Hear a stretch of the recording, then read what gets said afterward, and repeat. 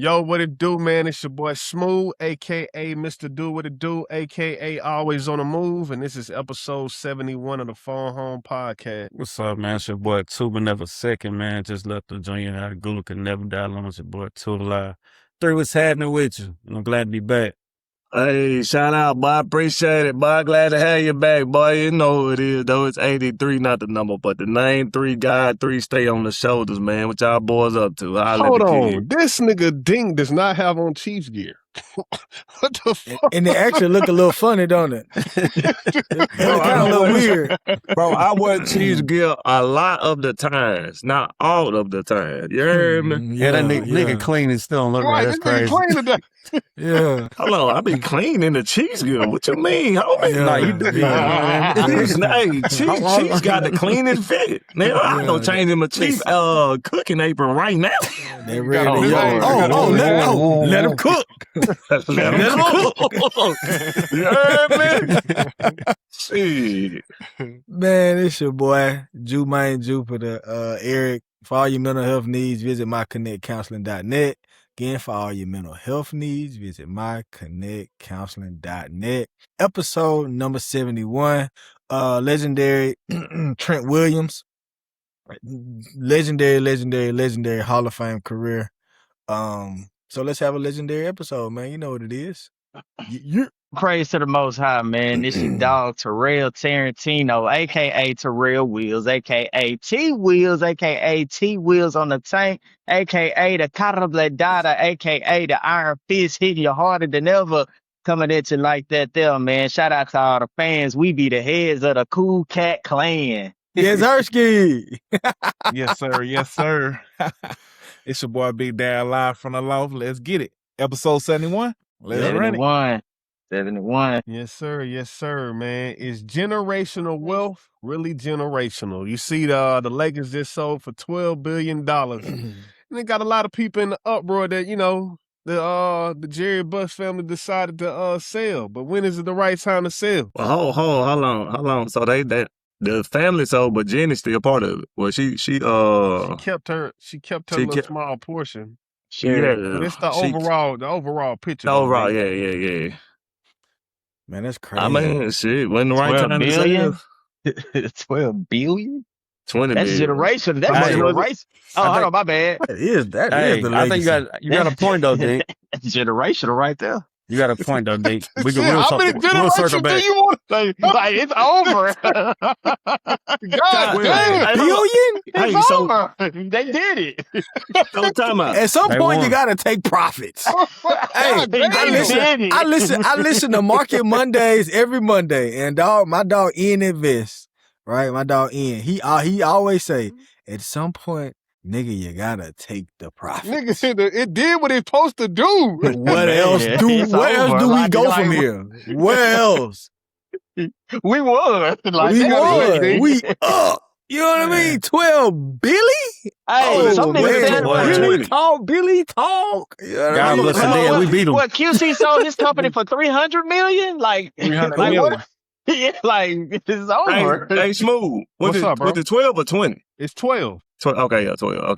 12 and 20 different. No, I didn't know what he had said. I couldn't remember what he had said. I couldn't Man, remember. Jamarcus said we beat them, boy. We out of here, man. Yeah. No, but I do got to say this, though. it. I do got to say this, though. See, and y'all thought I was tripping last week about the 2 Billy. So what I'm saying is, like, this shit. But we talking about just for you. That's for their whole family. No, Darrell. I was talking about my whole preface of me saying it. Like, the shit is, Okay. It like 12 billion is heard of now. That's what I'm saying. 1 billion was considered unheard of. Now niggas making 12.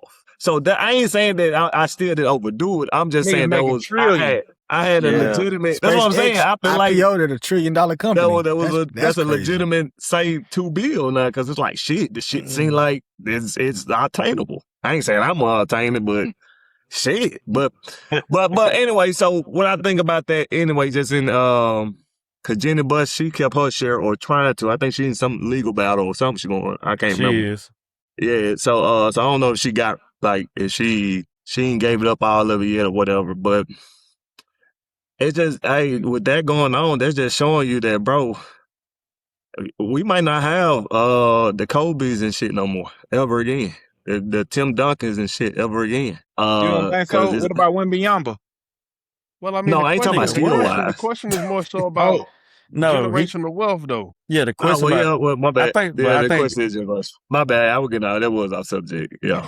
Appreciate it, Smoothie. was- That's why you the boss man. nah, it's kind of on subject, but I think like just this off subject too. But it shows that we had a question about this earlier rather, when we were speaking about when do you say forget the people that gave these opportunities and like, hey, let's make the smart decision. If they getting that cheese, everybody getting the cheese. Why Jeannie probably trying to hold on to it because one of the older busters was like, I don't care, man. I'll pass this down, but do not sell, keep it in the family. You know what I'm saying?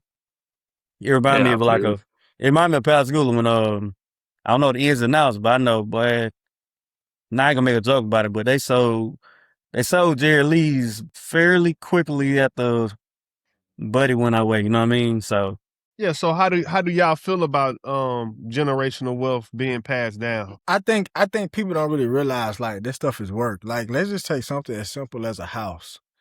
If I got 2 houses and I pass them down to my nieces and nephews, and they like, man, like what? And I think it's a difference when you talk about inheritance and almost stewardship. You know what I mean? Explain that. Like, Good point, yeah, good when point.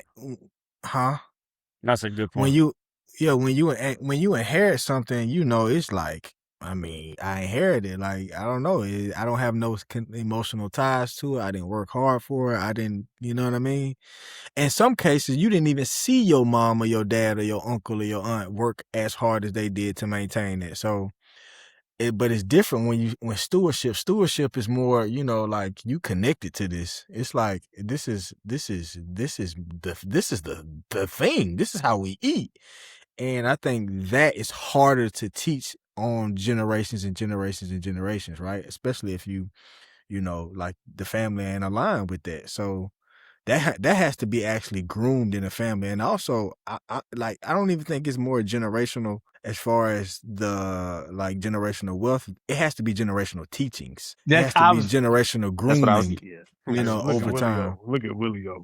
That's what I was literally thinking the same thing. Hey, Willie O. Listen. I'm gonna tell y'all something. This is the real deal. It is. Eric says a lot of the things that I think. Like, it's funny I call that nigga Eric. I was with you, Willie O. I took that thought straight from your brain, bro. And I told you that before, man. I said, man, you say the stuff that I think about. You know what I'm saying? So that's true. Like Yeah. But that's all I had to, that's how I feel about it. I think it's more so inheritance. It's finicky, right? You might have a genie bus in the family who just see this as an opportunity to like, yo, I'm going to work this and I'm going to make it better. But then you also have, Joe Blow, like, yo, we came up on 2 houses. How can we flip them fast? So I don't know. That's a slippery slope. That's a slippery slope. Yeah, I'm glad we've seen this in real time with the families worth billions versus like, you know what I'm saying? It's people are deeming like ignorant. We ain't selling granny house. You know what I'm saying? And it's just the same. It's feelings attached. You know what I mean? More so, So why don't you think that people want to sell granny house? Sometimes it has. I think.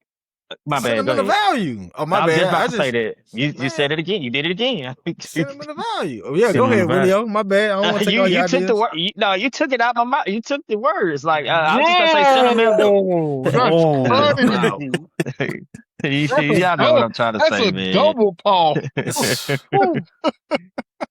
Yeah, but man, sometimes you gotta think about when grandkids grow up, and most of the times granny be the glue of the family. If we just using this example, sometimes even if you watch that movie Soul Food, that I know Dink always say get on to me about making movie references, but what happened when Big Mama left? You know what I'm saying? The family just fell apart. So a lot of times, when grandma house, it's like where everybody came together, everybody, it's just like it has a lot of sentimental value. So if granny ain't around, sometimes people just be like, well, we gonna sell it. Cause what the family do the first time when she left, they was thinking about everything just kind of scattered. Everybody wasn't on the same accord. So I think in terms of not selling it, it's sentimental value. But then you'll have some other people that'll be like, listen, we could get a quick flip out of this. I can get a piece. You can get a piece. And it's just really about mindset,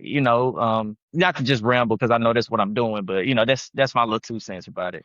Yeah, I think generational wealth is like amazing, some things to strive for. But I think like when we start talking about something that wasn't necessarily deriving from you, and like the person that it came from want these things, that's when this and that you pulling heartstrings, but shit, let's get this paper. But just like also like from granted, we probably ain't getting no much money, but we could probably elevate for about a couple months. But Jeannie, like, I'm straight. We're gonna be straight regardless. You know what I'm saying? Right. So it's two different lives, like atmospheres, but it's still it come down to the same thing, boil down to the same thing, man. Because shit, we talking about soul food. That was they grandpops too. You see, or that was their grandparents and this too. You know what I mean? They just was rich. We ain't think about collard greens with them. You feel me? So, but I think it's still from the same spot. Yeah. Right on. What you think, Darrell? About the generational wealth. What is generational wealth? Yeah, and like just your thoughts on generational wealth. No. Say the question how the question is. I want you to re-say the question how the question is. Is generational wealth really generational? I think so. I think if it's the right type of wealth, if it's the right type of business, right? Like say for instance, like I'm gonna say for everybody know this example, but the Rockefellers, right? They have all, right? They family gonna eat for the rest of their lives, right? And then I think they have and when you have so much money, right? You have the right people around you. You have the right business-minded people, the right bankers, the right investment groups to the point to where, like, say for instance, like Jay-Z, right? There's no way he'll ever go broke because you have the right people around you. And I don't think it's ever a reason where his kids will go broke either. Because let's just say, for instance, like, okay, let's say he got $1 billion, right? If he just take 100 million and make 10% off that for the rest of his life and just give his kids the 10% interest that he's earning, and he signs in his will to always keep it in this particular business trust or whatever fund that's paying that percentage. So I think once you get enough money, it's impossible to go broke, or it's impossible for your family to go broke, your immediate family, right? But I do think, but like things like what black people leave down, like grandmother home, right? Your kids don't want your toe down home, right? But they would want 10% of $100 million. Like you get what I'm saying? And they can go do whatever they want to do.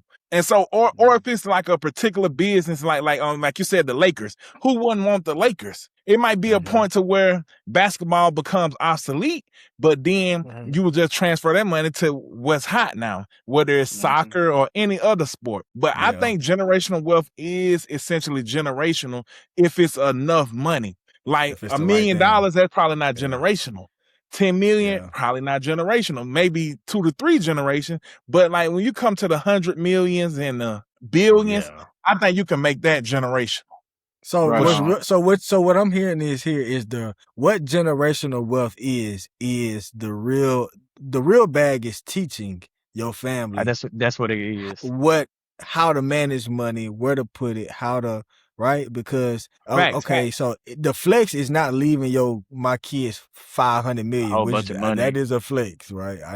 That's a huge flex, that's right? A flex. But it's a major accomplishment on top of that. Absolutely, but I mean, even that though, that's like, man, I'll stick at the topic, but the flex is like teaching your kids how to make $1 million into 500 million.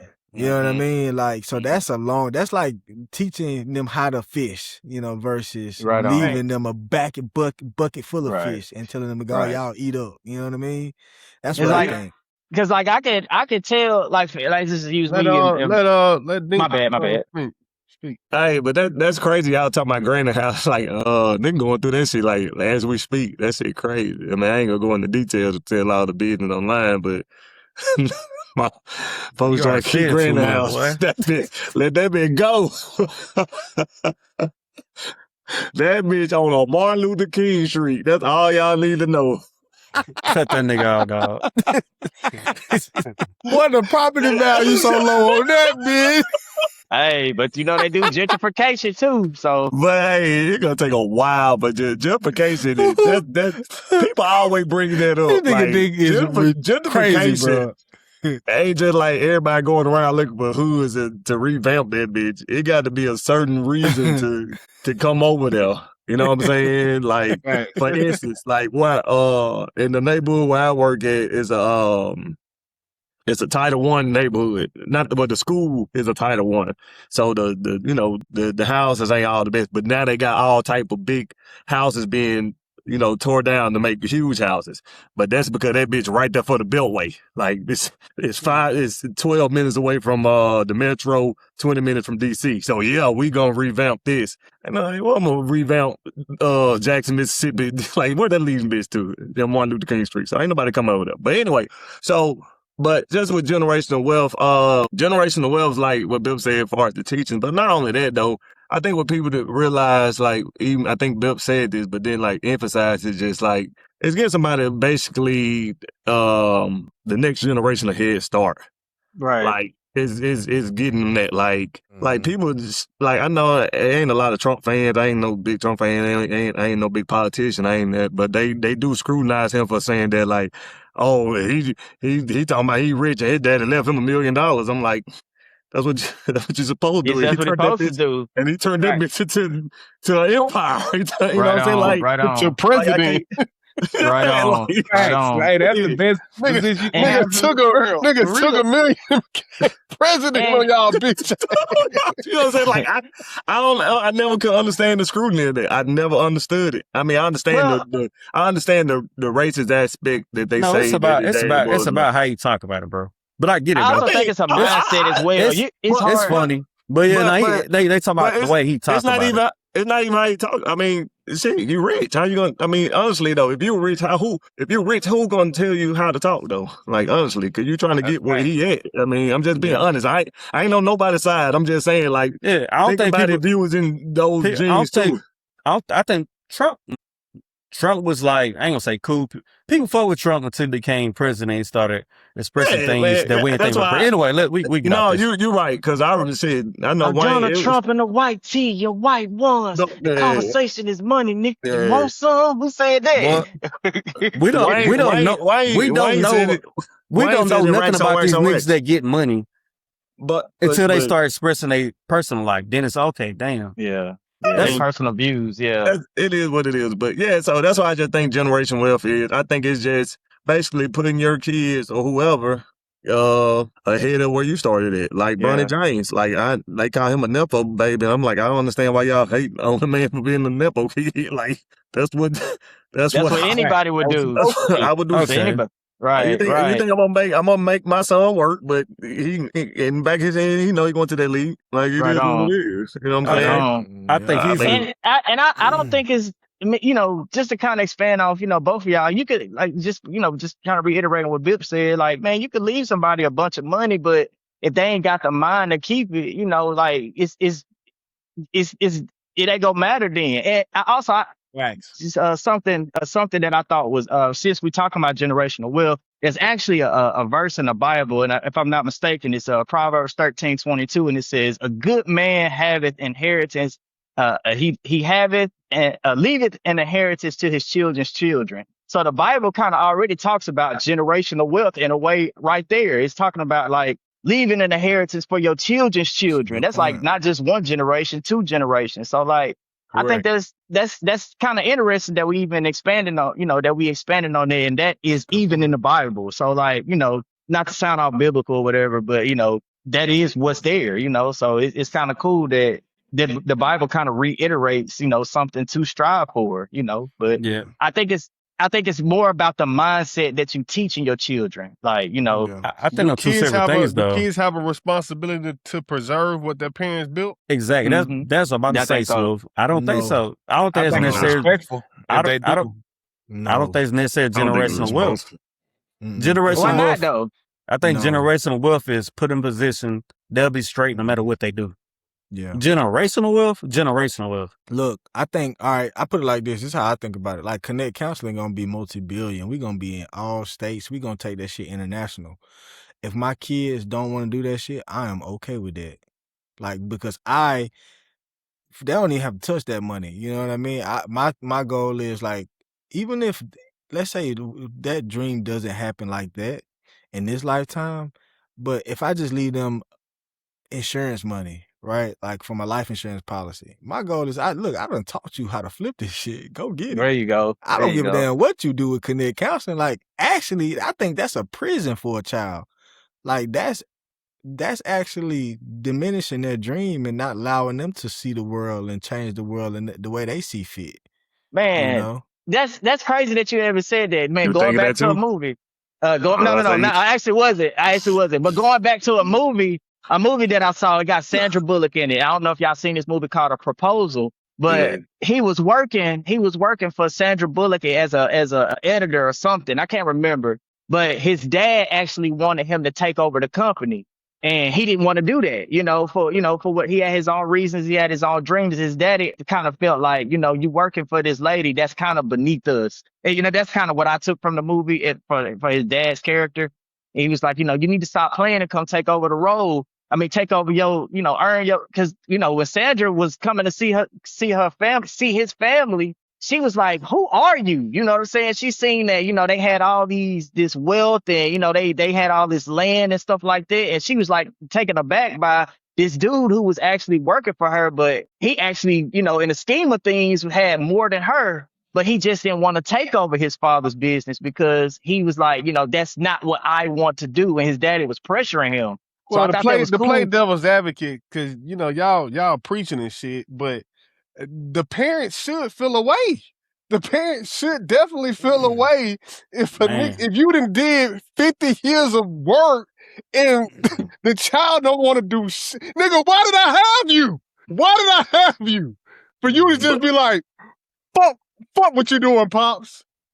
So yeah, what y'all saying is true, but nigga, I just supposed to watch you throw your fucking life away just because you want to find your dreams? And that's basically what his dad was saying on that movie. Because he wanted to be a book editor, and he was like, you want to be, his attitude toward it was like a book editor, like, man, if you come over here and run this business, and And I'm being devil's advocate because what y'all saying is true, but what the fuck am I supposed to do as a parent? When I done did everything, I done sacrificed days and nights just for you to say, no, Dad, I want to go do graffiti. Man, shut the fuck up.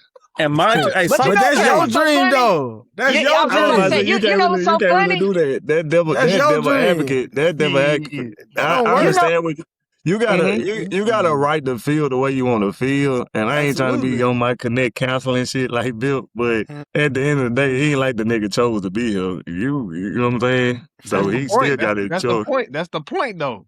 Yeah, I know that's your point, but I'm playing with the devil advocate, and I'm just saying, like, you got a right to feel that way. You be like, God damn, nigga, I did all this shit. It's just like, NBA players. They most time they kids don't turn out to be who they thought they would be. But I'm saying though, like we gotta be realistic about. No, I'm just saying we gotta be realistic about this though. Like as a parent, and like you didn't did all this shit, and you watching your kid just suffer just for the sake of letting your kid do what they want to do. Find his way. Hell yeah. I mean, but hold on. Let's take it though. That's what I said. You can't choose to do something different. You got a right to feel. You got a right to feel the way you want to feel. But I'm saying though, the nigga, he got his own feelings. Like me as a parent. Like if I do everything I do IT wise, he got his own purpose too. Now I do what I got to do, right? And then Ayla come out there, bitch, and God forbid do whatever she, you know what I'm saying?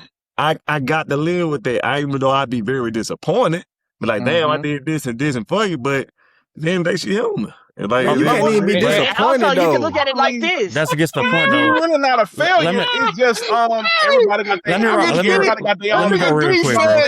At the end of the day, she human. What?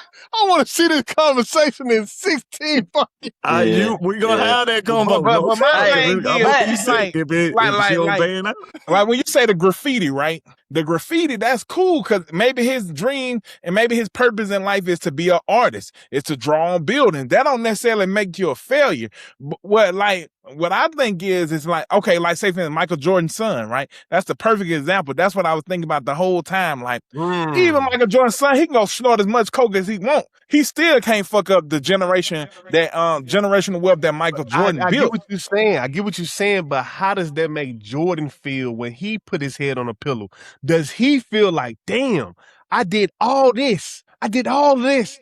Nigga, I could if this was gonna be the outcome of what I thought generational wealth was, nigga, I could have worked at Firestone. And I these, didn't have to go. I don't think Right, he no, feel. I think Jordan these feels like these two different points too. That's too. I don't I think feel like niggas Jordan, like I feel like Jordan. Jordan feel like he didn't raise his kids as hard as he grew up, but I don't feel like he No. feels they're a failure. What you Same got to thing say, with Joe? Joe What you Biden. got to say? What you got to say? No, I think Jordan got the same standpoint without the braggadocios of it as Dion. Like all his sons try to do the family business. They try, you know what I'm saying? Just like LeVar, you know what I'm saying? We can shift it. I think what one of y'all said, like the movie you said with Ryan Reynolds, the one that played Deadpool. The proposal. The proposal, yeah.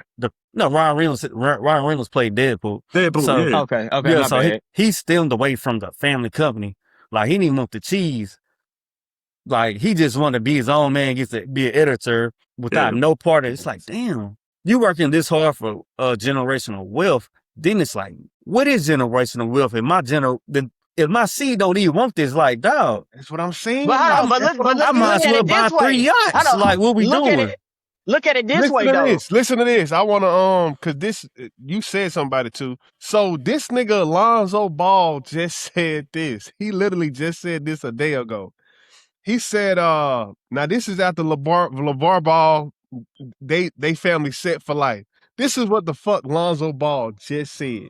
He said, I had no structure. I literally was just hooping and listening to my pops. That would be my only regret. Damn, I fucked it up. Let me restart.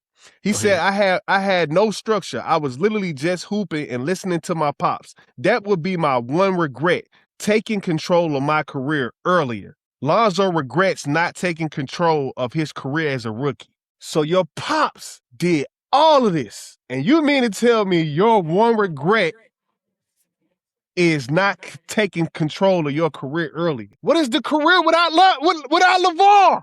But that's to my point though, Smooth. That's what I'm saying. You niggas gonna feel that type of way regardless of what you do. We looking on the outside looking in like, man, nigga, he did all this for you and you want to say that? But dude, like, man, shit, I feel like if I didn't go that route, I probably would have had a better life within the NBA. Like, that's what I'm saying. So you trying to force some shit on somebody. How does that make LeVar feel? Like, I feel that's why I told you can feel any type of way. I feel like LeVar, you gotta be super secure in what you did. But that nigga going through a divorce right now. So to hear your son say that, it's like, goddamn. But you know, but that's what I'm saying. You got a nigga gonna feel the way they can feel regardless. So I'm saying, you putting all that in. He did his part as a pops, right? But all right, so like I even told my dad, right? I say, Dad, I wish you would have pushed us harder. Like I feel like we could have did something a little bit better. But he was like, damn, well, shit. Yeah, I said that. But then to his point, he's like, because I felt like we would have been better. Like Dinko, he went farther in football. I felt like if my dad would have pushed him a little harder, he would have been even better. But then again, who knows, that could have pushed him away from the whole sport at all. So that's what I'm saying. Even with Lonzo, dude, push. Now he lost his family. Now his son saying this and that. So it's kind of like, shit, let the crumbs fall where they may. Do what you do your best. I think let the crumbs fall. But this speaks to two things. This speaks to the point of like, damn, what is generational wealth? Yeah, like I think you saying it like in conversation, but like put yourself in those shoes and like how would you navigate that is my point. I'm saying it's fair to feel the way you want to feel. That's why I said from the get-go. $1 million can make you feel richer. $1 million to Donald Trump make you feel like shit, just $1 million. So everybody gonna have their own feeling. I'm not saying that you can't feel the way you want to feel, but just like Lamar can feel some type of way about his son saying that, he can feel the same way about LeVar doing that for him his whole life. Because some people say Lonzo Ball career did take off because of LeVar. I mean, you can actually make that point. The first rookie game, Pat Bev in the nigga head. So you always hearing, man, your daddy taking over shit. Jaden Daniels going to do it. The nigga can't even say he don't like his jersey without they call him Mama Tasha Mack. So you just never know which way that ball can roll. Man, so that's what I'm saying. You can feel the way you want to feel, both sides, you and the son. What you got, Bill? As a parent, I think it's selfish to be trying to dictate and like steer your kids' life like that if that's not something that they want to do. You know what I mean? Like, let me ask you this though, Bill. Let me ask you this. And this is an honest question. Is there anything wrong with being selfish? Yes. And no. Yes, if that's not what the kid want to do. You ain't going to do nothing but push him away and you make the kid feel unloved. And if you know what I mean, the kid going to rebel and now you really ain't going to get what you trying to accomplish what you're trying to get done. But I think it's selfish if I'm LeBron James, and if I see Bronny, he love basketball like I do, then hell yeah, it's selfish. This is what we gonna do. I think in that case, then selfish is okay. And I don't even think it's selfish at that point. It's just, but I think once your desires for your kid are the opposite of what they want and you steady grinding them gears to push it to make it happen, I don't think that ain't gonna create positive results. That's what I think. What if three niggas? My bad, T. Will. I'm gonna let you go right fast. Just to piggyback on Bill's point. 3 of this nigga kids made it to the league, and that nigga said the shit. So that go to Bill's point. Like you got 3. That nigga went 3 for 3 in the league, crazy. And that nigga still had that shit to say. Like so, that's what I'm saying. Like it could go, the ball can roll either way. Facts. Nigga went 3 for 3. Ain't no other parent doing that. No, you know what I mean? That don't mean you're not a good parent, but I'm saying in the league. That's crazy. 3 for 3? Then crazy. One became a rapper. And got hits. It got two or 3 hits. And LeVar probably mad about that because that nigga ain't so well hooping. He was mad about the tattoos. You know what I'm saying? He was probably upset about that, man. Willie, you can have the last point. You got it, Darrell. What I was saying, what I do like about they pop though, whatever they do, he do support them. Like say for instance, he was rapping. His pop was like, yeah, we got a hit. That nigga was supporting like a motherfucker. That's one thing I feel like, but that's just like that's like if Shedeur said the same thing. You feel me? Like, I wish my daddy wouldn't have took part of my career early on. Man, you can't. I don't know. I think that's ungrateful to say. Yeah, I think. I think just to go back to agreeing with y'all a point. Like, I mean, shit, man. You a parent once. You know what I'm saying? And every day you learning. You know what I'm saying, who and not to be. So. Thanks. So I agree with y'all, but at the same time, like I still think like you gotta have some type of sympathy for the person before you because they did try to lay whatever this was. And you just be like, I ain't doing that. No, that's what I said. I feel you. I think like the NBA is a perfect example because we lay like the 3 sons. We put that on LeVar, but like the Greek Freak. Him and his 3 brothers in the league. Y'all just Greek Freak brothers. Drew Holiday and his brothers in the league.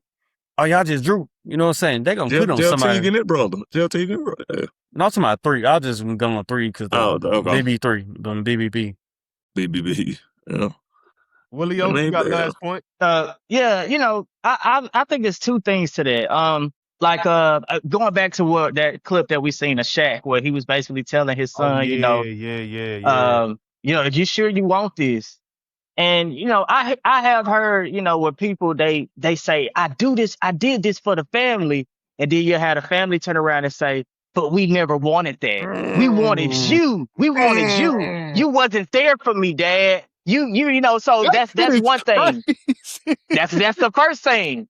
Then the second thing is, suppose you lay this groundwork down, and let's just say you want your son to take over this billion dollar company, but he wants to be a rapper. I think it's also, you provided a cushion for them to go out there and bump their head to where they like, okay, I got options now. It's not like so much pressure that like, I can fall back on. I think that's something to, kind of be proud of, where, okay, if my son don't want to take over the business, let's just say he do want to go be, a rapper or whatever the case may be. You can say, oh, well, he always got a home. He always got a place to fall back on if that don't work out for him. He can come back and do the business. And I think for a son to know that, I think that's less pressure and allow them to be more creative or whatever. And really pursue their dreams and really go out and be who they want to be. And I'm just using rap as an example because that's something that we all close to. But I think it's cool that you can provide options to where they can go out. If you work so hard, even though that may not be what you want to do as the father or as the parent, I think it's actually cool that you can allow them to go out and make their own decisions. And if it doesn't work out for them, they can come back and still be good and take over the business and continue on with their generational wealth. Especially if you already taught them certain things, whether they go out and do rap or whatever the case may be, they still have that. Hopefully they still have that instilled to them where it can continue on in terms of generational wealth, going back to that, if that makes sense. Yeah. Yeah, I think I think it all goes back to Bill's point about and I don't know what the word stewardship means, but learning the business and, being involved. I think that's definitely the most important thing, because I deal with this shit on a daily basis, people getting rid of grandma's house and shit like that. So I know people don't give a fuck, you know what I'm saying? I know people don't give a fuck about none of that shit. But I do think if people did understand, like, if there was some type of teaching about it, I do think it would be more valuable for sure. I remember my mama told me, she was like, I want to pass down. I'm like, Mama, I'm in real estate. Like, I know the business. What the fuck you gonna pass down to me? You don't gotta give me no damn house. You know what I'm saying? I done bought 5 this month. Yeah, like that little one house, that little one house ain't doing what people think is, what it's gonna do. I definitely think passing down generational wealth is definitely teachings. It's not money. For sure. I think it's just Right. I think That's think right. it's head starts Teaching. though. Like you said, head starts. So with I that think being that's what it said, is. the easiest thing to do But is if just you- go sign up for a life insurance policy and keep it pushing. Right. And Right. teach And if you- them how to get it, and teach them what to do with it, and get a life Yeah. insurance policy For sure. and keep it pushing. And by the way, Right. stewardship means responsibly taking care of Oh, I know. I ain't taking doubt care what you were saying. of and managing I and ain't Nah, he doubt was what protecting giving you the something. definition. No, this definition for me, because I need to know if I used it right. I think I did though. Stewardship Yeah. means responsibly taking care of managing and protecting something that has been entrusted to you, Oh, yeah. especially with the idea that it should benefit others or continue into the future. Right on. Oh yeah, for sure. For sure. I said So it people real don't quick give and it so had nothing people to don't do give a with damn about stewardship then. Man, yeah, fuck no. Oh yeah, for sure though. They sure don't. No. That's Hell no. absolutely correct Fuck too. no. If that's the I'm not down you like they said. That's the definition. Yeah, people don't Man, care about nah. stewardship.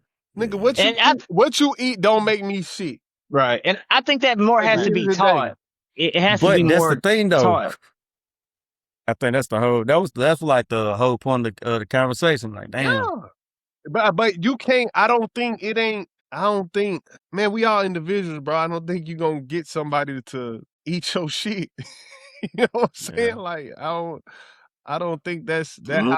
how it works. Maybe they have to fall on their head 1,000 times. And that goes beyond kids. You know what I'm saying? Yeah. That's people in general. We're not just talking about kids. We talking about anything. Nigga could see you made $1 million right in front of you. You know what I'm saying?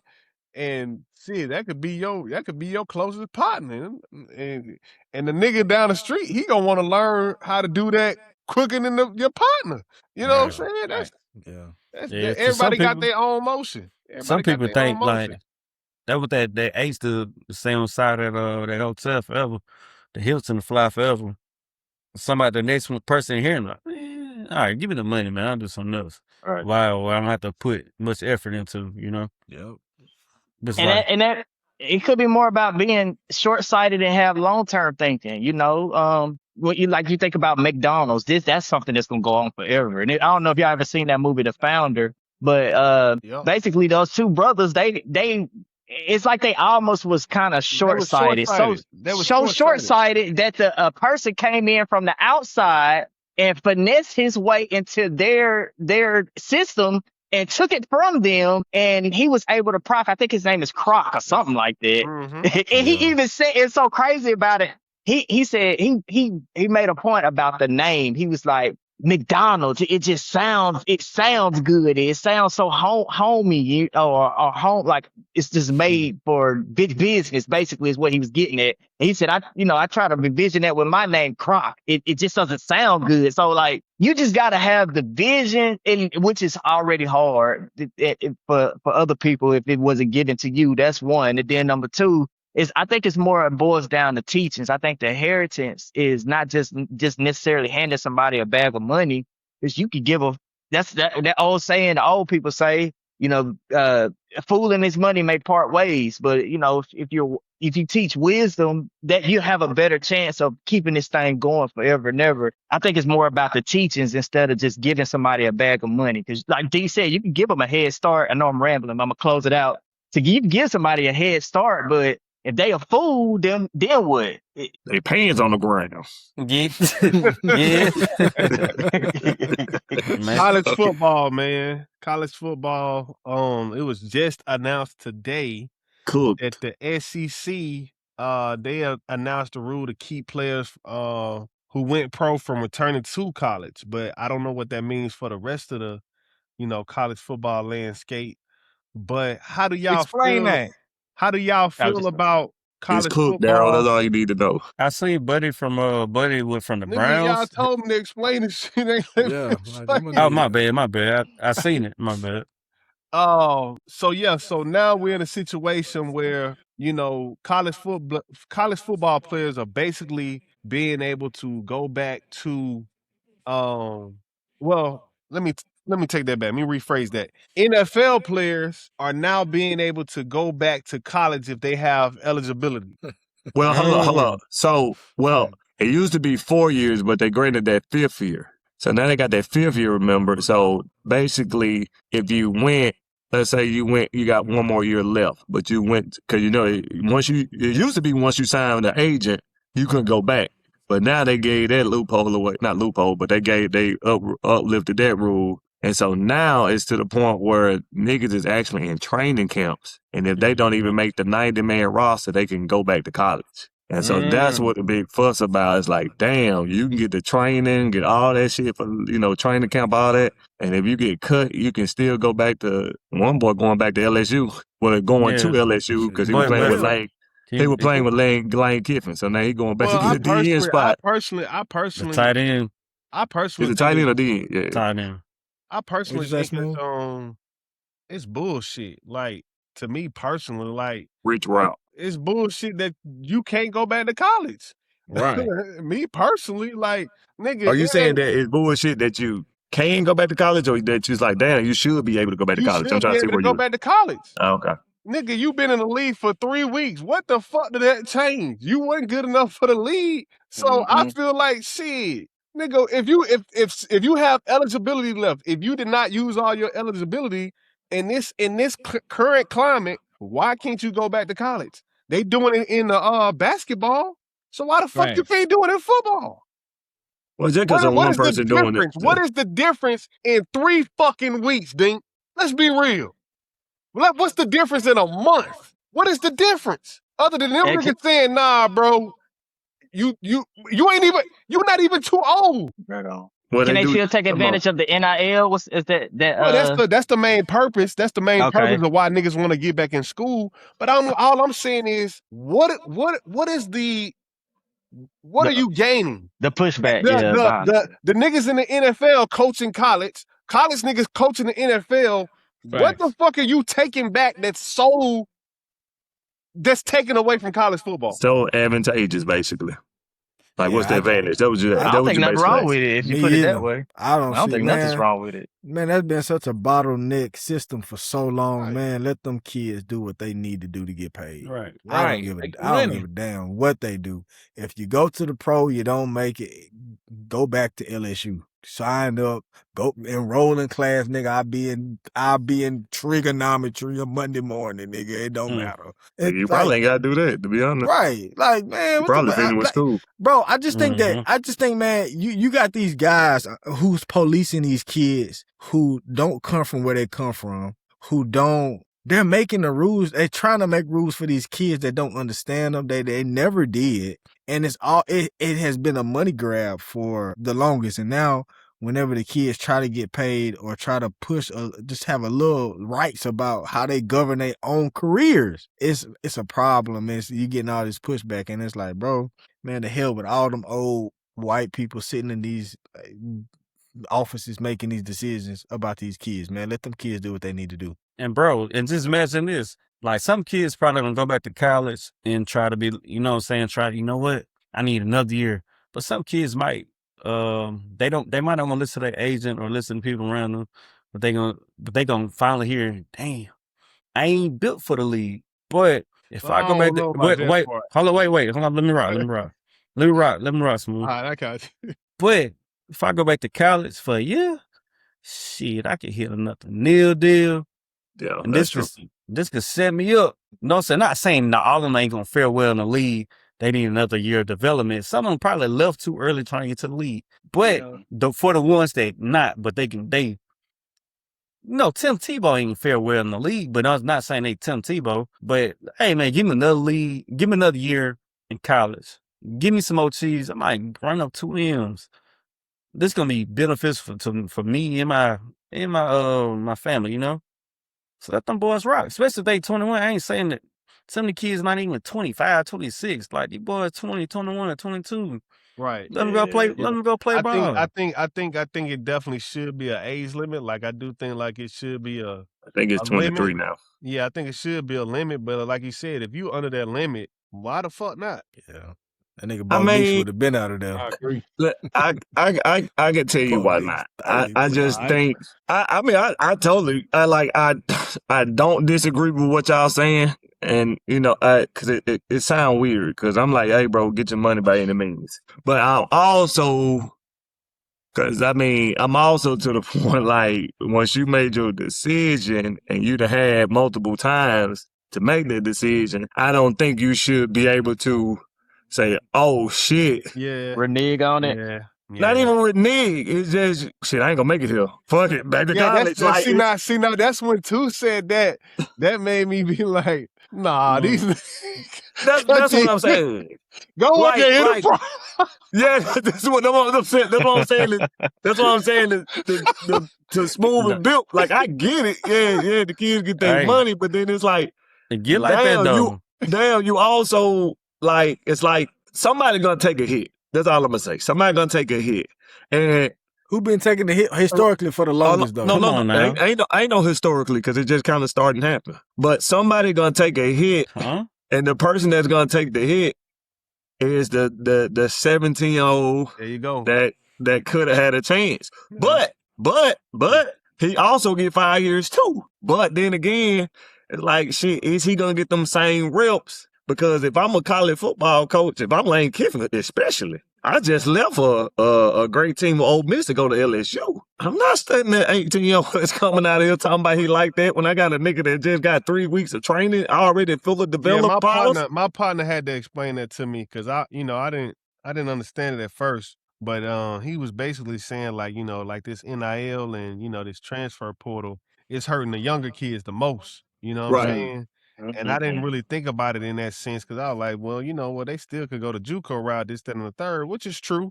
You know, everybody gonna find their way, but at the same time, like, you know, what you saying is true. Like those young niggas who could potentially got those reps, they not getting those reps. Get that rep. I mean, like you said, when we were talking about the LeVar Ball, put in your shoes. If I'm Lane Kiffin taking over LSU now, and I just, because you know, they were talking about some people losing scholarships. I got this nigga from out of one of the top Texas high schools, top DN, And he said, hey, I come in that school, blah, blah, blah, blah, but just let's go with the number Jaden Daniel thing. But then the cuz say, hey, coach, hey, just got cut from the Chiefs. I'm coming home. Hey, high school, hey, let me hit you back. Let me hit you back. But I know some niggas at Mississippi Gulf Coast, they still got scholarships, but let me put you on hold. But yeah, come on. Like, it's somebody gonna get hurt, and then the other thing is, I know whatever you do in life, somebody is always gonna be some casualties. Oops, I meant casualty. Oops, I meant catastrophe. Oops, I meant actually. That's what Bill. Bill don't know nothing about that. I do. You niggas is to me in big web. It's more like what I'm rathering. Welcome to the but fuck it. I probably messed up a clip, but it was worth it. But anyway, I'm just saying, like, somebody gonna always take a hit, and it's rather, sometimes do you rather for the kids to take the hit? And if that's what you rather do, then cool. But with your parents, it's like, damn, man, I done did all this for this nigga, for them just to say that a grown man took his spot. That's tough. I get it though, because think about this: the coach could take a hit too if he don't go with a fully developed person who was at the training camp for 3 weeks, because he's trying to keep his job and he's got to deliver. So why would I take a chance? And I'm just thinking about it from the coach perspective. Why would I might take a chance on this person that I gotta develop? I gotta put more. I gotta instill more into. I gotta nurture more versus this guy who's a little older. He may be a little faster, a little stronger, a little bigger, more developed. Already got the work habits. He already got the work habits. Yeah. And he's ready. He's developed, and he can get me possibly to the next championship, which is going to look good on my record. And I possibly can get a raise. The good thing about this, though, is that these kids can leave, right? That's why I think systems are in place where now, if these kids don't like what they see, they can get up out of there and get. Well, they changing that too, though. Okay, they changing that. So it's going to a point where you can only do it once for free. You got one get out of jail free card. But that's what I'm saying. If everybody in NFL, it's only a 53-man roster built. That's what I'm trying to tell you. It's only a 53-man roster. Yeah. And I forgot how many actually go to training camp. So the first cutoff is 90, and then it's the 53. So just think about this. NFL, you already at 90 people, so cut it down to 53. That's how many people. You good at math? I don't know. So think about all them niggas saying, fuck it, I'm going back to college. That's a lot of them high school. From 32 teams. That'll hurt. This is 32 teams. That can hurt. I definitely see how it hurt the younger ones. Now, don't get me wrong. All of them ain't undrafted free agents that just can't try. I ain't saying that, but I'm just saying that's a good bit of high school kids not getting that opportunity. Now, I'm not saying what's wrong or right. I'm just playing both sides. I'm just saying, is it even college anymore? That's all I'm saying. I think they're going to, if they made a cutoff from one side, they made on the other side. But they also made a cutoff like with, you know what I'm saying, with JUCO. But that was kind of like prior, not too far after this, like when they stopped protecting JUCO, players, so it's all been in like transition to go there to see, hey, man, I think they trying to cut out the JUCO player because like it's been like more athletes. Yeah, somebody gonna get. I mean, it's gonna be a casualty. It's gonna be a casualty. Yeah, it's definitely. You right about that, Dink. I can see that. When them JUCO boys get down, man, I got respect for the JUCO. Nigga, what you mean, nigga? That's what I'm saying. What you say, Smooth? Like he ain't JUCO. That's what I'm saying. I got respect for them JUCO boys. I got respect for the JUCO boys. You know why? I'm a product of them myself. The hunger is different. That's why. Just like I used to hear people say, I'd rather watch college ball than NFL. And they say, because them boys really just trying to get to the league. So, like, not to say that anybody's on a lower level, because, I don't know what that football grind is like. This ain't towards you, Willio, but I don't necessarily agree with that. I don't necessarily. I've heard people say that. I've definitely heard that. Plenty of times. For sure. I've heard it too. I'm one of the people who used to believe that. I'm about to say, that's why I'm about to say, Smoke, you have arguments. No. I think it's the tradition that comes with the sport. It's the tradition. It's the fans. It's the Saturdays. It's all of that. Tailgating. But do them niggas play harder than niggas in the NFL? Fuck no. He getting paid a motherfucking $1 million a fucking game. Like, nigga, how you gonna play harder than me? Like, what are you talking about? Hey, Well, Travis Hunter getting paid $1 million too. I can kind of see that though, college because I mean, Travis just another perspective. Like, Nah. if you're already there, some people may be already comfortable, and I'm just thinking about the 1% of the football players. Football don't work like that, though, Willio. Yeah, okay, go ahead. You would know better than me, so yes. But I'm just saying, if you're comfortable, you gonna be out the league fast.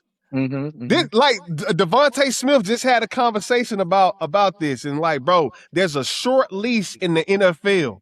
Yeah. Because the nigga, like you said, that nigga in college, he want to be in your spot. So if you not giving your all, bro, you done. So I don't think it's not possible. It's too much parity in the NFL for you to be like, well, I'm getting $1 million. I can do. Nah, this ain't that. Nah, you're not doing that in the league. This ain't that. Okay. I mean, I ain't gonna speak for somebody in the league, but you ain't. Only way you doing that if you already solidified you getting paid. That's the only way. If you are you a nigga who like that? And niggas who like that, you gonna make it look easier than what it is. It is in Right. right. You know what I'm saying? It just look easy. It just look easy. So, but your 100% ain't smooth 100%. I got you. Nigga, I might be out there bitch looking like I'm about to lose my life, and you, nigga, we seen it in JUCO. We seen it in JUCO. Hey, right. Boy, I seen that firsthand. I'm gonna tell y'all, boy. Alonzo Lawrence. First thing I thought about. Alonzo, that boy was really like that. Shout out to Alonzo, man. I'm a sophomore, bro. Man, I've been running 110s even before we even started the summer workout, nigga, because I'm trying to prepare. I'm like, man, I run them 110s on the day of the test. I barely make it. I'm talking about, I'm like crossing the line whenever they count down to 0. My foot hitting the line. Boy, but Lonzo came like a week after we done training camp, bro.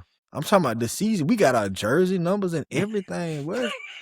I'm talking about, I see Zoe. I don't know Zoe then. Man, Zoe come out there. I'm talking about Buddy looked like he just came out of George County. He had on some big shorts. It just looked like he was just doing him. I'm like, but I know this ain't Zoe. I know this ain't who I done seen George County and all Alabama and do all. Man, that boy put that foot in the ground and he made them 110s look like it was nothing. And had a 40 ounce out the practice. Man, look, I ain't never seen nothing like that. I knew then. Bro. I said, man, I understand why niggas go to Alabama and niggas go to Perk. Yeah, and I mean when you even talk about like that, bro, like it's a different athlete out here, bro. And when you make it to the top, you can make the roster.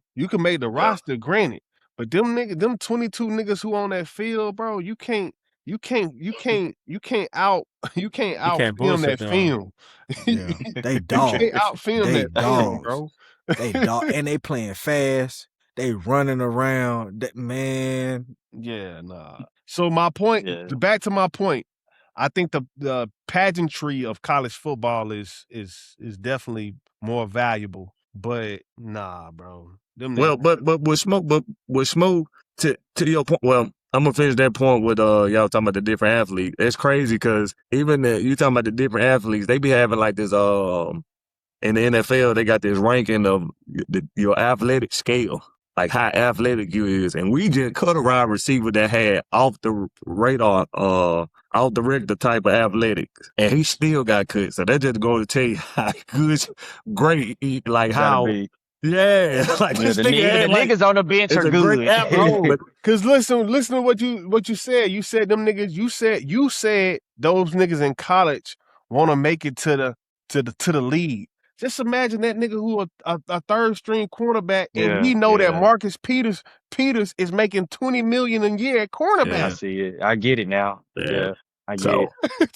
It don't even stop in the league. The boy in the league saying, "Damn, nah, I ain't we got rid of Joe Caldwell. That shit was great. I thought we were gonna keep that boy." Think about what we talking about though. Think about what we talking about. Jalen Ramsey is making 30 M's a year at cornerback. So what you think these niggas who at cornerback not making 30 M's trying to get to? Yeah. Hey, well, let me ask And y'all you know this what? though. Hold on, Yeah, Bill. I see it now. And you know what that standard is at? Jalen Ramsey is a fucking All-Pro. He not even a cornerback no more, but he was an All-Pro cornerback for 5-6 years straight. That's the standard To get there. to get there. Yeah. That boy been working for You them got it, 30 Bill. M's. Nah, I was just gonna ask y'all, like, kind of, I know it's on the list already. I may be bringing it up prematurely, but okay, does that, like, where we at with Deshaun Watson? With the whole, you know, like, that boy got the Browns in his back pocket, you know, with the checkbook. No, you don't. So, I mean, what you mean? How much did Yes, they you pay do. that boy? Y'all gotta let the intro land before you My talk, bad. man. Yeah, I thought you was gonna intro it. That's why I did that. I didn't know he was Well, no. intro. I But go just ahead, my said, bad. it just, to He me, was was a trying perfect segue, you know, because this is just on my mind. Like, yo, Deshaun Watson and Shedeur, that's an interesting case because I think we all see that the Shedeur deserve this starting spot. Deshaun deserved to play, though, because they paying that boy $50 million. Like, we Gotta got get to your try money this first. out. I see $50 that. million? We giving that Man, money. look, I'm gonna make sure I'm gonna put you out there, buddy. we gonna figure this out, and we gonna make it do what it do outside of that. But Shedeur deserve that spot. I think so. He played better. Do you think the money champions the city you in and the conference that he had? I don't know nothing about that. But if I'm the GM and I gave that boy $50 million, nigga, I'm putting him on the field. No, I'm putting him on the field. No, he I said, don't know nothing about that. He said, Hold up. Are you in? He said he feel like he more love on road games than home games. Did say that. Deshaun said that. Man, Yeah, of course. He was right. He ain't right, but he's right. If that makes sense. Like you get more love at home or away games because nigga you suck. I love that nigga against the Chiefs. Shit, what the fuck you talking about? I like Deshaun. I'm not gonna say anything about negative as far as Deshaun or who he is as a person, but as far as what I've been seeing on the field, I think the Shedeur deserved that number one spot. No, he don't, bro. In my opinion. Damn, Darrell, what you feel? You feel some type of way? Hey, Darrell, I'm with you, bro. I'm with you, bro. How I do What that? is Dink talking about? Have you been seeing what I've been seeing? Have you been seeing what I've been seeing, brother? Because Shedeur belongs as the number one. No, he don't, bro. Dink, why you feeling that though? Why you tripping, Dink? Can't for football reason. Y'all always like he should do Guys. Like, yes, of course the money gonna play the role. But like you understand how much like you have to be unequivocally better than a nigga that's getting paid that much. You cannot be on the same level. Like, so that's what I'm saying. He didn't deserve the number one spot. He threw like 2 picks. I forgot his stats. He didn't wow nobody. And so if I got 2 niggas that's damn near the same, I'm gonna give it to the nigga that's making the cash. Cause if he end up making the cash, I can take a worse of loss or however you want to reword the word and just let him start now and then lose the job to Shedeur. Cause both of them the same. But I'm paying him 60 M's compared to the rookie contract on the 5th round pick. I know for sure this ain't no racism, this ain't none of that. It's just, bro, both of y'all boys ain't that great, but you getting paid 60 or however you getting paid yearly. I got to go with the nigga that's making the money. He got to get the change. That makes sense. Shedeur ain't did nothing outstanding. I'm not saying he trash, but both of them ain't played. If Shedeur right here, right? If this Shedeur, I got to look at the wallet now. Like, y'all damn near the same. You played a little bit better, but it don't mean you deserve the number one spot. Both of y'all been poo cheese. It's just like, shit, fuck it. I'm going to get to the nigga that's making the money. And he done proved that he done proved that potentially he could be Deshaun Watson again. So, I mean, he going to get the upper hand. Both of y'all doing the same thing. Now, if it was like Russell Wilson and Matt Flynn, I think that's his name. Who used to be the quarterback for the Seahawks? That boy before Russell Wilson came, if y'all remember. Anyway, he was a top pick getting paid, but then Russell Wilson was just like, damn, this dude is fucking, he had to start. Like, shit, he way better than this nigga. I got to give it to him. Even though we invested this much money in him, shit, he way better. So I can't give it to a guy that's not unequivocally better than the next guy. He might got an inch or two on him, pause, but that's crazy. But yeah, he may just got that a little bit, but it's not to deserve the number one spot, bro. I'm just saying, it's just not deserve the number one spot. And I've been keeping up with it, so nah, it ain't, no.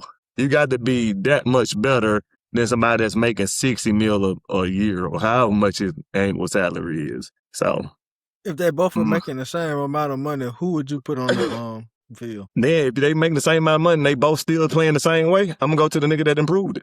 I'm gonna go with Deshaun Watson. I mean, y'all forget that this nigga Deshaun was the nigga that was close to Cam Holmes. You're just trying to win the argument now, That nigga went against his whole point. What you mean? How I go against my point? This nigga, I think this. I said if they both the same. If they both the same. Oh man. No, if they both playing the same way they're playing right now, but they got paid the same. Right. Who would you put? If Shedeur was just a little bit better and he making more the same amount of money? No, I'm asking. I'm trying to get the nuance. Dink, if they both, like, how they playing now? They both playing the same way. Oh, making the same money. I'm going with Shedeur. Yeah, why not, dog? That makes sense. That was a big question. Oh, I thought you were saying as of now. Like, no, I'm going with the nigga. If one nigga making less money, but they this close, I'm going with the nigga that make more money. Shannon. That's Cold Shannon. That's Cold Shannon. Nigga say when with your first $5 you win, you get $50 free. That's Cold Shannon.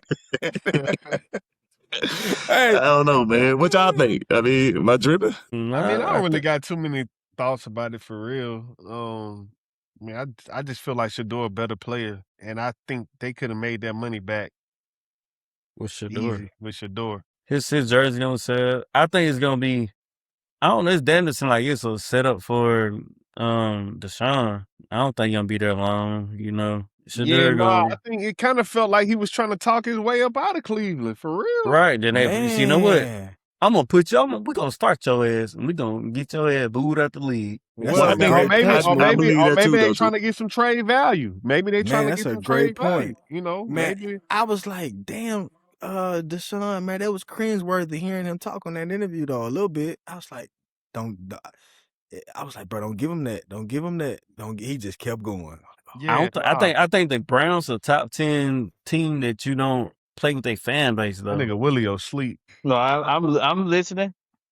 I'm listening. I'm listening. I'm alert. I promise I am. Nah, I just and to you and Bill, I think they fan base, they've been disappointed for so long. You know, they never had a great quarterback. Their best quarterback been Baker Mayfield so far, as I can remember. But even so, it's just like for him to have the lack of awareness of why people booing you is crazy. Well, no, I don't think he got a lack of awareness. He said it in his speech. He said it while they were booing him. That was intentional. I'm saying what's the point of saying it? You know why they booing you? Like, bro, win and forgive everything. Everything. No, everything. I think he trying to like force his way out. Yeah. No, you saying you think it's intentionally like he's aware of that situation. Hey, Darrell, answer this question for me, bro. Talk to me. Do you think being an independent artist is overrated? Hell yeah. Wiz Khalifa just came back. He just basically came back and was like, "Yo, I'm going back to the label. You know, like I need a backing again." So I'm asking you, do you feel like being an independent artist is overrated? That shit overrated, man, because it's like, you know, my biggest thing is like, what's 100% of fucking $10 or 100% of $100 or 100% of 1,000? If you can get a label and get major funding right behind you, and like, let's say, for instance, you do pop, you do blow, right? And let's say, for instance, you just a mid-tier artist, right? And let's just say the label can make you do good, you do average. Let's say, for instance, you make the label $25 million, right? I'd rather have 10% of $25 million than motherfucking 100% of fucking 25,000. You get what I'm saying? Like it's like, and a lot of folks, I think ownership when they say ownership, or I own my masters, I own my recordings, that shit overrated. Cause if it ain't worth nothing, like Jay-Z don't own all the Reasonable Doubt, but it ain't worth half of his other shit. It ain't even close to half his other shit. And Jay-Z, to the point, Jay-Z don't even give a fuck about buying it back. You know, Dame tried to hold that over his head for the longest. Like, oh, I got 33% of Unreasonable Doubt. You can have it. Don't nobody even want the shit. So it's like, it come to a point to where, would you rather have 100% of $25,000 or 10% of $25 million? And we all know, like, even if you sign a 360, it's still gonna be more than 10%. It's gonna be like, let's say, maybe some folks get low end like 25%, but normally it's like 60-40 or 70-30. You know what I'm saying? But 30% of 25 million is way better than fucking 2,000. And a lot of times independent artists don't even fucking make $2,500. And if you do, it ain't in one sitting. You know, it might take you fucking 5-10 years to make $25,000 to $10,000 over your whole catalog, when a label gonna give you an advance right up front. They might say, okay, we'll give you $100,000, or if you were top tier, you get $1 million. Okay, you paid up front. All you gotta do is just make your money. What happens is a lot of the artists spend their money. They forget what they doing it for. They don't produce the hits, and then you in debt to the label. But shit, you done got $1 million. Go ahead. Hey, I think it's overrated. 1,000% overrated. Like, what independency comes into play is once you have proven yourself. Like, once you're on a Drake level, once you're on a Kendrick level, once you're on a, let's just even say, a I big would say level. Nipsey level. You know what I'm saying? Like, even Nipsey was trying to go to a label. You get what I'm saying? Because it's only so far you can go as an independent artist. And our boy La Russell, it's only so far that you can go as an independent artist, right? And then if you want to cross over and you want to be bigger, you need that label. And then some folks be like, oh, I could have stayed independent, but you haven't produced. That's what I believe. Like, if somebody say they having trouble with the label, or the label shelving them, hey, I feel like you are not producing to the level that you should be producing, because if you were, you'll become top priority. And so I just think I think you need a label, and then you can go independent. That's my biggest thing. And some people do it good being independent, but I guarantee you, everybody that's independent or that has went independent, majority had a label. The only person that you wouldn't see is like Tech-9, and I even think Tech-9 was on the label at one point. Like, Currency was on the label at one point. Oh yeah. Wiz was on the label at one point. You know, everybody that's like Nipsey was too. And look. And Larry June, we say he independent, but shit, he was signed to He was on Warner. the label. Yeah, he definitely was. He was signed to Warner. That's how he got his money. So I believe you should sign first, see how it is to be a label, get that upfront money, fulfill your contract, and then go do your own thing if that's what you want to do. But don't down talk the label if you ain't fulfill your contract. You know what I'm saying? Right. And I think independency is like, you only can go so far. I don't give a fuck who you are. You can only go so far. I think it's cool if you. You got a dink. You got a dink. My bad. No, mine ain't gonna be long though, T. Will. I was just to head on what Darrell was saying, just like put in a real life perspective. Well, I mean, rapping is real life, but I'm talking about to more relatable. And what? To more relatable. Dink? Go ahead. Nah, I was thinking about what T.I. had said about it. Say, wait till I go independent, or well, I forgot what song it was. But anyway. But yeah, I remember I was working at Frito-Lay, bro. I was working at Frito-Lay, and we had a dude that quit his job, not his job, but he had quit and started working at Frito-Lay.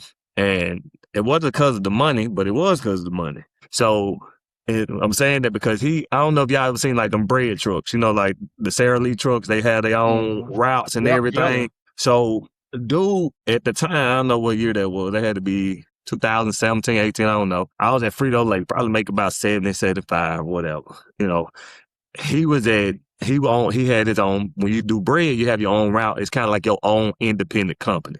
They just give you the bread, basically, quote unquote. So you responsible for your own routes, your truck.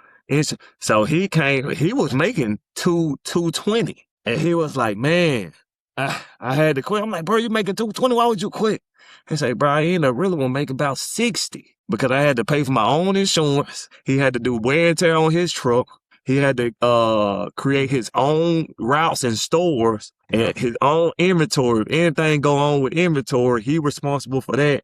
So he was like all these responsibilities. Now, he probably exaggerated a little bit. He probably still made more than that, but, you know, he's probably trying to justify why he came. But he was saying all the stuff that he was still responsible for. Like you said, you make so much, but then you really only so much shit going into other people's pocket trying to be independent. And he was just like, shit, so he needed the label of Frito-Lay. Nigga, say shit. He get like, cause if he took off, his route shut. Like he had to find his own person. He had to pay for that person if he wants somebody to do the route. But then again, if you pay for the person, ain't everybody, you can't find everybody to do a bread route. So your route gonna be elfed up. So he got to do extra work to get that back. It was like it was just too much. So he needed that Frito-Lay label. But you go ahead, too. I was just getting the point to what Darrell was saying. I just kind of piggybacking off what Darrell said. You know, a lot of those guys. I piggybacked off Darrell, nigga. Oh well, I'm doing it too. You know what I'm saying? Whoa. Oh shit. Yeah.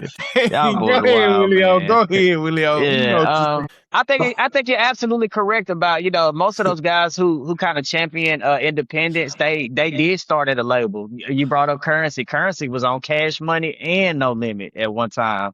Nipsey Hussle, he was on Epic, but you know, he was kind of a champion for, you know, being independent. I really don't know about Dolph. I think if as far as I understand, I don't know if Dolph had like major backing, but he, you know, was, you know, saying that he was independent.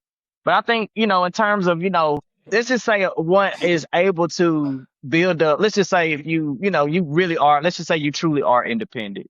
And I do think it can be profitable, or let's just say you get to a point to where labels do pay you attention. I think it'd be cool if We got 10 if minutes. you're able to keep your back out, like you worked out a deal where you say to the label, look, you know, I own this. Before I got to y'all, if I got like 6 to 10 albums, and I say something like, you know, I get to keep that, you know, that's all me, because that's, you know, leverage that I put in or work with y'all. But being that y'all have the resources from this point forward, we could work out a deal to where, you know, you get, I don't know, half, or, you know, we do a deal to where it makes sense for both of us. So I think it's about maybe building. Rap prenup. That's crazy. I mean, but I think that's a fair deal though. If coming for your back catalog, if they didn't help you get there, which we have seen some people, and I like to bring up Glorilla because she blew up. If I'm not mistaken, she kind of blew up on her own. So, you know, if she had, or let's just say T Grizzly, they said, you know, he had no backing when he did First Day Out. If he had already had a catalog prior to that, and they said that was his first song, he could negotiate and say, listen, you know, everything that I had prior to y'all, I'm keeping that. But from this point forward, we could do a deal, you know? And I think, you know, I think that's, if you could, but the challenging part is how can you get there on your own though, where you can, it goes back to leverage when we was talking about Pooh Shiesty. Pooh Shiesty didn't have no, I know that's an old subject, but we still on the same thing. Like, you know, if he was independent, we wouldn't have known who he was if it wasn't for Gucci. So it kind of makes sense why people fall into certain deals, or they decide to take certain deals. Because you're gonna get the short end. You're gonna get the short end of the stick if I have to turn you up. If I, you know, again, I always think about, you know, how much was you getting a show? What was your streams looking like? Were you doing walkthroughs? How much merch was you selling? Like, these are all the things I think about, you know. So if I put you in good graces, if you take on my major platform and I put you in front of these people, then I think it's fair for me to get a little more than what you're getting, then, you know, because I'm putting you out there. Again, you wasn't selling no records, you wasn't getting no show money, you wasn't selling no merch, you wasn't getting walkthroughs, you wasn't doing none of this stuff. So I mean, I think it's fair for the label to take a little more. And maybe I'm going off subject a little bit, but yeah, that's my little 2 cents of the whole situation though. Any thoughts, Bill? No, not necessarily, not on this topic. For real. I believe yeah, I don't have much to say on this one. Nigga knocked out. Well, hold on, Bill. I got a question then, because it can relate to you. So Right. it's just like I'm gonna say like what Dink said, right? Hey, It's like, yeah, that nigga sleep. That nigga sleep. oh, okay, That okay, nigga know the okay, topic. okay. No, ask it though. Okay, okay. The It question might was, elicit I'm gonna a make it apply different to thought. you. I'm making it apply to you, Bill. All right. Okay. So how do you feel working, like say for instance, working with a company or agency versus working for yourself? You know what I'm saying? Like far as Mhm. like being independent, like running your own business, or versus Mhm. like just going into like a firm and then being part of a firm. Yeah, for sure. Man, me and Smooth talk about this often. Nigga, I think honestly, running I'm a business owner, that shit is harder than what people lead on. And I do feel Wiz Khalifa. Man, if you can go let the labels turn you up and you ain't got to do your marketing, you ain't got to worry about the budget, you ain't got to worry about the clothes, man, go, like just go sign up. Like you really have to decide, yo, this is what I want to do. And I'm gonna commit to this. You know what I mean? Because it's hard. Like I feel Wiz. I feel him. I ain't mad at it. And I also feel Larry June. You know what I mean? I feel it. It's like, as far as Wiz Khalifa though, I ain't mad at it at all. I like, bro, if you done try both, because Wiz is a person who's tried both, right? Both, yeah, for Yeah. sure. He's been on the label and he's tried the independent. And what did he do? He said, I'm taking my ass back to a label. I'm gonna Right. split my money. I don't care. You know? Right. So Right. I respect Wiz because a lot of people won't make that decision. And a lot Yeah, of people for will just sure. let pride keep them independent in a space where they don't like it. So I respect Well, Wiz. not So, but necessarily like Darrell, it, for but you, it ain't valuable. It ain't valuable as it should be to him. yeah, or right. even the optics of it. Right, for Darrell, Or but it could. for your question though, I think for me, I have better control over my business, and I got Thanks. agency over who I want to work with Mhm. versus being working for an agency where they just throwing people at me that I don't really care to work with. I done that Facts. before. And I don't Okay. really, Yeah. Okay. Yeah. That's great. I like having agency over who I work with. So to answer your question, in my world, then hell yeah, I like where I'm at. I'm Facts. good. Facts. Cause look. Splits is bigger. Facts. The splits is bigger. The like man, I take home 98% of my profit. You know? And look, and so that applies. That's you being independent. That's you being independent. But and then another thing to add, Smooth, before we go, the independent route, right? It makes you 100% liable for your business. That's the thing artists do not take into consideration. So like Bill says, you're responsible for 100% of this business. You make 100%, but you're also responsible for 100%. So if that's hiring the staff that you need, right? Hiring the building, going to the studio, the marketing, the videos, delegating all type of tasks. the Yeah. I was reels. just thinking that, Oh, T-Will. The look, You know, bro. so Sometimes, hey, it's an art to delegating tasks because you could depend on a person to do something. They f up the whole situation, and then you like that could leave you, that could put you behind in itself. I think it's an art to just delegating tasks. fact, Like, and you have to delegate it, or you have to be responsible for hiring the person, the right people to delegate it, and then you're still responsible. If they mess up on your shit, the label got people that can fix it. And You that's have to and that's find why the you people can't to just fix it. open a grocery store, Dink.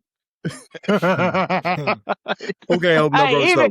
even with car dealerships, they got they got people in finance. They got the sales managers. They got the sales people. The title people. It's it's literally a well-oiled machine.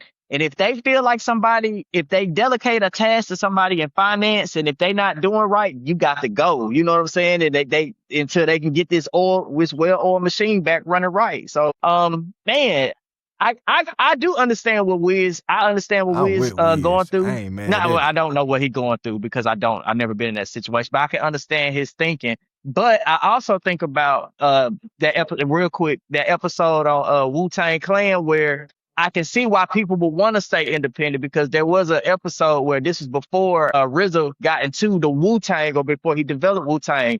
When he got his first deal, he was unhappy with his label because they was putting the money behind him. They was basically telling him what type of music he had to make, which he wasn't feeling, or he couldn't really. He kind of losing his creative juices, or he, they put him in his top hat. They had him doing, he wasn't feeling it. So it's like, I understand why one would want to stay independent. That in itself, though, that still comes with proving yourself. So you sometimes you have to tap dance. You gotta move to the rhythm of somebody else's beat. You know what I'm saying? But once you prove yourself, Right. like the leverage comes at some point, but I think a lot of these guys, myself included, like, ego, pride and stuff like that. And it's that only lasts for so long for some people, and they have to go the independent route, but at the same time, like, all of those doors manage to open back up, at some point, Fact. Yeah. And it just goes back to, what I speak on all the time about leverage.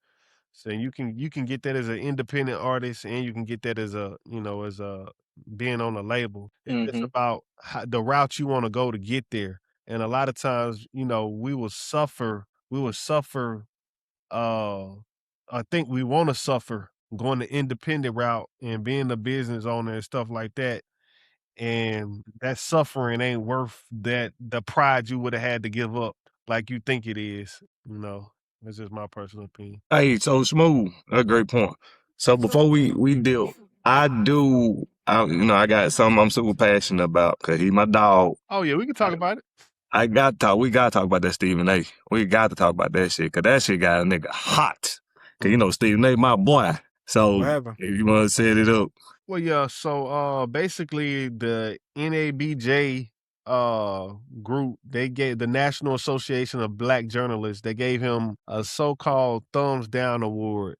No, that's a real award. That shit crazy. Yeah. Oh, wow. Yeah, and basically, it's kind of like taken away, from his blackness, and whatever case may be, and how he speak on these platforms. So yeah, you got to Dink.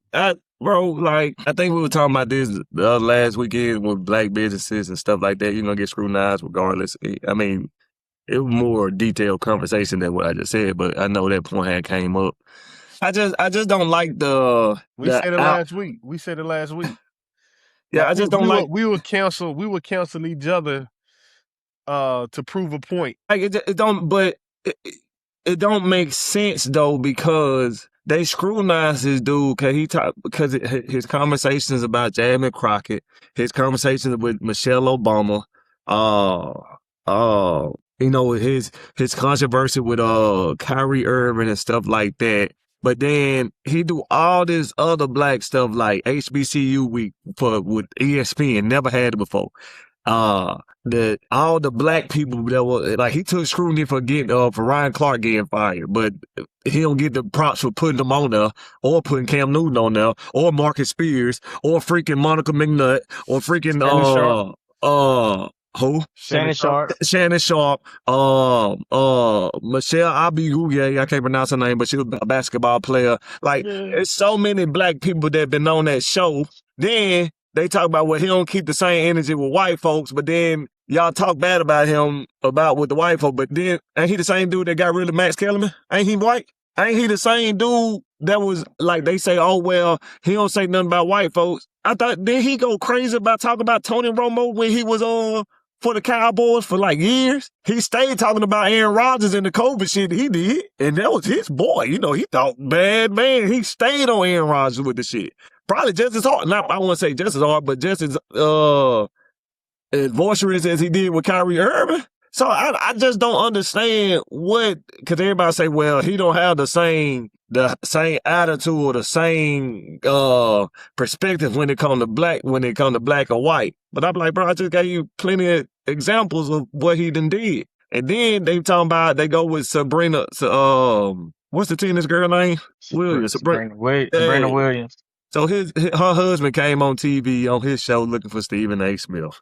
And he, you know, they was like, and so he was all saying that he was all apologetic. But I'm like, bro, this dude a billionaire. Like, you never know who he got ties to. So I'm like, I just don't get it, bro. That's why You're not gonna be able to please everybody, though. I mean, it is but what it that's is. one reason I'm like Stephen. I think it's a little bit deeper than pleasing everybody. What you mean? Yeah, I don't think it's pleasing. I think it's just, bro, Stephen A. Bro, do you, bro? Like, that's all I'm saying. Like, bro, I think he really, my advice to him, which I can't give him no advice because he's doing way greater things than I'm doing right now. But, bro, just do you, bro. Like, F all that shit. And then he be one of the black journalism that was supporting up the BCJ or whatever my acronym. I love Stephen A. Man, I really do. Man, he gonna add a little nuance, little tongue in cheek to some shit like he did with Lamar Odom. With he's on crack. He gonna do that here, entertainer. But, yeah, like, bro, like he called the weed. Say all the weed. He got on Brett Favre about the Mississippi thing.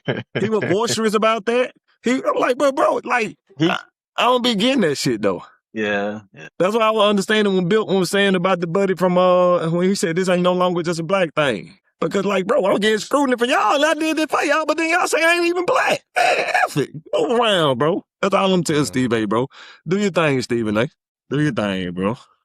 Do you think, Stephen A? I'm with you. Hey, babe, I don't know how y'all I like Stephen A. I really do, man. I like Stephen A. I like him a lot. See, they be saying he a drifter and all that because he see kind of like, I ain't gonna say he play both sides of the fence, but he just kind of see like where somebody else may come from. Like, yeah, I don't know, bro. I don't think Stephen A is smart enough to know what the words he's saying or the things he's talking about. You can't might put him in situations.